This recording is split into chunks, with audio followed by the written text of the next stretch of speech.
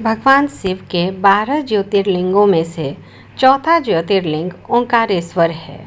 ओंकारेश्वर की महिमा का वर्णन स्कंद पुराण, शिव पुराण और वायु पुराण जैसे प्राचीन ग्रंथों में मिलती है। ओंकारेश्वर ज्योतिर्लिंग मध्य प्रदेश में नर्मदा नदी के उत्तरी तट पर इंदौर से लगभग 77 किलोमीटर दूर स्थित है।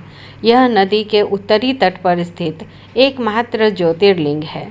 ऐसा माना जाता है कि प्रतिदिन तीनों लोकों का भ्रमण करने के बाद भगवान शिव यहीं विश्राम करते हैं। इसलिए यहाँ भगवान शिव के शयन अनुष्ठान और शयन दर्शन की विशेष व्यवस्था की जाती है।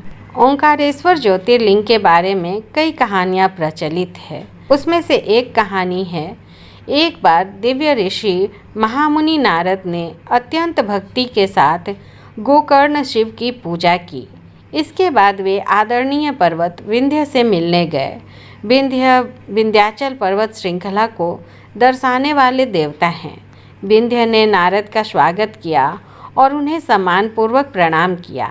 हालांकि जब वे बात करने लगे तो विंध्य ने कहा, हे महामुनि नारद, मेरे पास सब कुछ है, मुझे किसी चीज़ की कमी नहीं है। नारद को विंध्य का यह रवैया गर्वपूर्ण लगा और वे गहरी सांस लेते हुए एकदम चुप हो गए। विंध्य ने यह देखा और पूछा, हे महामुनि, आपने इतनी गहरी सांस क्यों ली? मुझ में क्या कमी है? आपको मुझ में क्या कमी दिखी?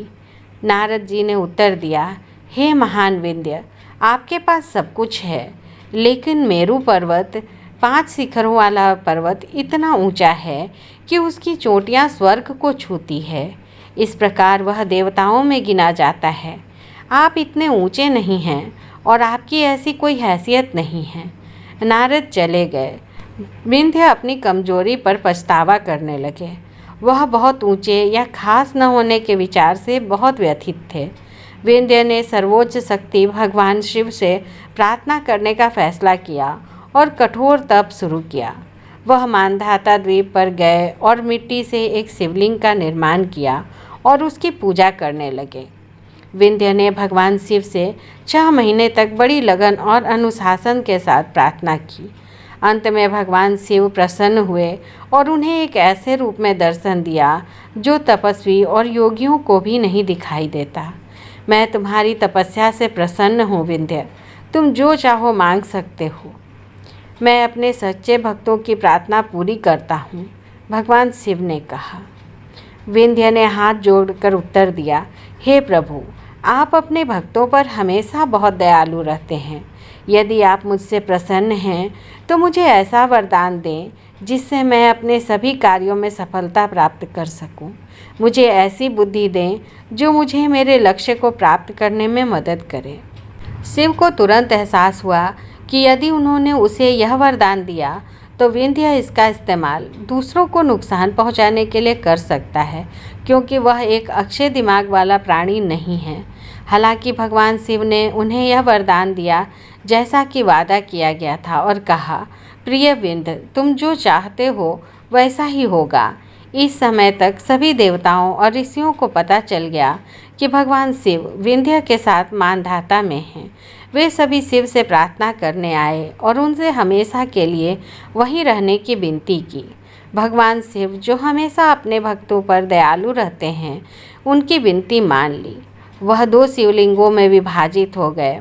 शिव का एक रूप प्रणव या ओंकार रूप मिट्टी के शिवलिंग के साथ लिपटा हुआ था और ओंकारेश्वर शिवलिंग के रूप में जाना जाने लगा। दूसरे रूप को सदाशिव या परमेश्वर कहा जाता है। ओम, जिसे प्रणव भी कहा जाता है, हिंदू धर्म में सबसे दिव्य और पवित्र ध्वनि है। ओंकारेश्वर का अर्थ है ओंकार का भगवान या ओम ध्वनि का भगवान, जबकि ममलेश्वर का अर्थ है अमर भगवान या अमर देवताओं का भगवान। माना जाता है कि मानधाता यह शिवपुरी नामक छोटा सा नदी द्वीप जिस पर ओंकारेश्वर मंदिर बना है, उसका आकार देवनागरी अक्षर ओम जैसा है। ओंकारेश्वर और ममलेश्वर मंदिर मध्य प्रदेश के खंडवा जिले में स्थित है। ओंकारेश्वर मंदिर को शिव के एक स्वरूप के रूप में ममलेश्वर मंदिर के साथ गिना जाता है तथा यह 12 प्रतिष्ठित ज्योतिर्लिंगों में से एक है। एक अन्य कथा के अनुसार इक्ष्वाकु वंश के राजा मांधाता ने घोर तपस्या की थी।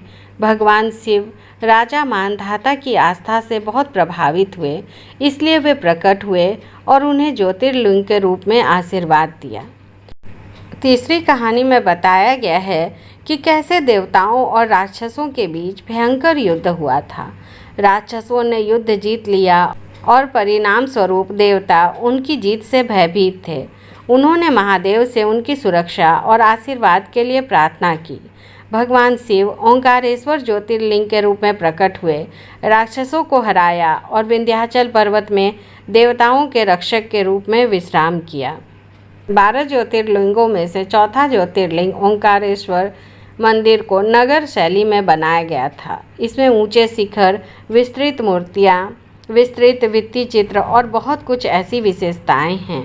ओंकारेश्वर मंदिर में एक विशाल बाड़ा और चौकोर, वृत्ताकार और बहुभुजों में नक्काशीदार स्तंभ है, जो ये विशेषताएं मंदिर में दृश्य आकर्षण जोड़ती हैं।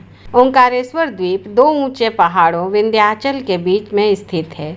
एक घाटी द्वीप में गोता लगाती है और ओम का मनमोहक आकार बनाती है, जो समस्त सृष्टि का प्रतीक है। पुजारी और भक्त हर रात शयन आरती करते हैं। ऐसा माना जाता है कि रात्रि आरती में स्वयं महादेव आते हैं।